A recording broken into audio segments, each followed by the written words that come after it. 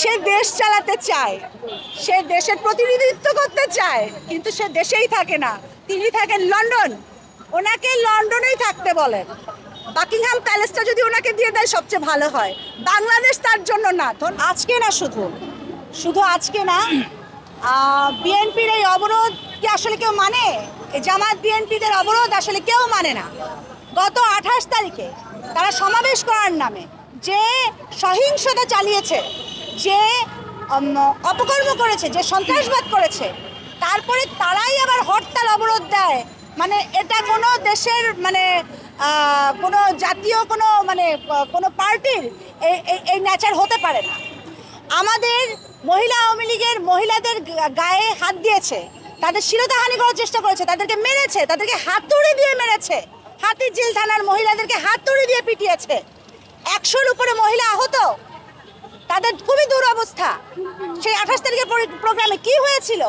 শান্তি সমাবেশের ডাক দেওয়া হয়েছে, শান্তি সমাবেশ করতে তারা যাচ্ছিল, তারা নিরীহ মহিলা, তাদের গায়ে কেন হাত দিয়েছে?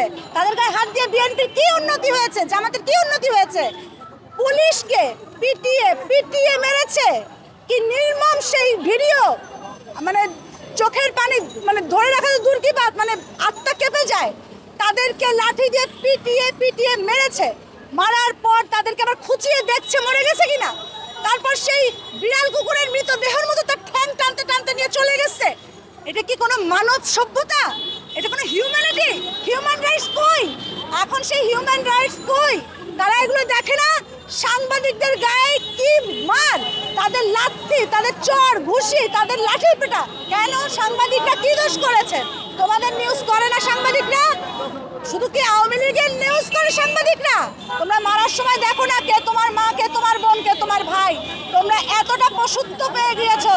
জামাত বিএনপির জন্য হুঁশিয়ারি, 28 তারিখের এই নির্মম সন্ত্রাসবাদের ঘটনার জন্য আজ বাংলাদেশ মহিলা আওয়ামী লীগের কেন্দ্রীয় কমিটির সভাপতি আমাদের সম্মানিত মেহের আফরোজ চুমকি এমপি আপার সভাপতিত্বে আজ এই সমাবেশ, এই মানববন্ধনে আমরা জমায়েত হয়েছি বাংলাদেশের বিভিন্ন অঞ্চল থেকে, ঢাকা মহানগর থেকে, ঢাকা কেন্দ্রীয় কমিটি থেকে।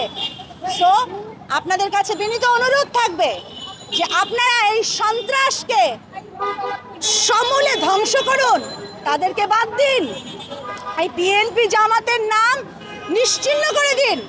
তারা আমাদের দেশ চালানোর জন্য আসেনি, তারা আসছে আমাদের দেশকে জ্বালানোর জন্য, দেশে আগুন লাগানোর জন্য। বাসে আগুন লাগানো হচ্ছে তাদের রাজনীতি, মহিলাদের গায়ে হাত দেওয়া হচ্ছে তাদের রাজনীতি, সাংবাদিকদের গায়ে হাত দেওয়া, সাধারণ জনগণের গায়ে হাত দেওয়া, বাচ্চার গায়ে হাত দেওয়া, এগুলো হচ্ছে তাদের রাজনীতি। তো আগামী সরকার, শেখ হাসিনা সরকার আসবে,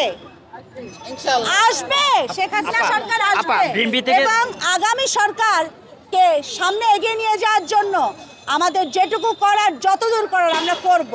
আমরা প্রয়োজনে রক্ত দিতে হলে রক্ত দিব। আওয়ামী লীগ সরকারকে জয়ী করিয়েই ছাড়বো। আর বিএনপি জামাতের এই ধরনের হুঁশিয়ারি, এই ধরনের এই যে রাস্তার এই নৈরাজ্যবাদিতা, এই সন্ত্রাস, এসব প্রোপাগান্ডায় আওয়ামী লীগ সরকার নৌকাকে কেউ আটকিয়ে রাখতে পারে নাই, পারবে না।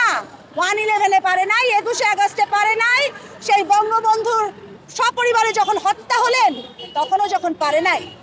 এটা 2023 সাল, এটা টানেলের যুগ, এটা মেট্রো রেলের যুগ, কখনোই পারবে না। আওয়ামী লীগের লোকরা যদি গাড়িতে আগুন দিয়ে বিএনপির লোকের উপর চাপায়, এর মতো মিথ্যা কথা পৃথিবীতে আর হইতে পারে না। কারণ এই যে আগুনগুলো দিয়েছে, প্রতিটা এই যে আসামি ধরা পড়ছে, সব যুব দল, তারপর ছাত্র দল, এই যে দল গোষ্ঠীর লোকেরা এগুলো করেছে।